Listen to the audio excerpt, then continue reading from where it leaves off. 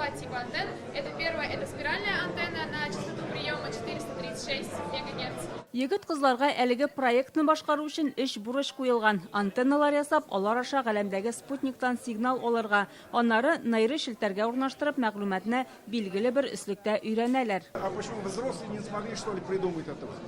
Надо, чтобы школьники это делали. Взрослые делают. А, делают? Делают. Мы исследовали также и аналоги. Без моңа охшаган башка проектларында тикшердек, әмма 3 төрле юнәлеш буенча башкарылган фәнни эшләрне тапмадык. Безнекенә охшаганнары бар, әмма өслекнең рельефлары күрсәтелмәгән. Әлеге проект цифралы урманчылык дип атала. Егет кызлар Зәңгәр күл буендагы урманда тикшерү эшләре алып бара. Моның өчен спутниктан алынган мәгълүматны өйрәнергә туры килгән. Аннан шул урынга барып, урмандагы агачлар белән чагыштыралар. Нәтиҗәдә галәмнән төшерелгән агач төрләре сурәте чынбарлык белән тәңгәл килмәвен ачыклыйлар. Мәсәлән, нарат урынында каен, шыршылар урынында башка төрлеләр үсә диләр.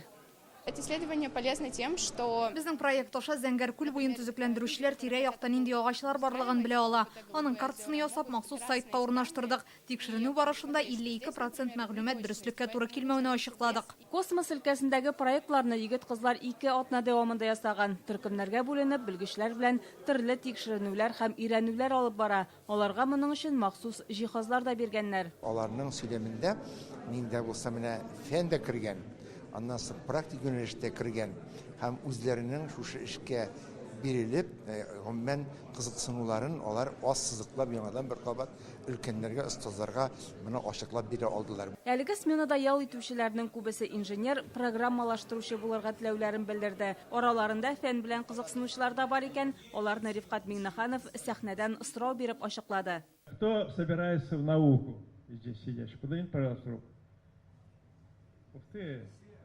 Омоложение – это самое главное. Я пожелаю вам удачи.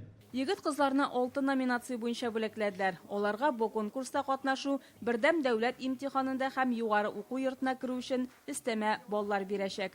Чулпан Касыймова, Рамзил Гарипов, Яңа гасыр каналы.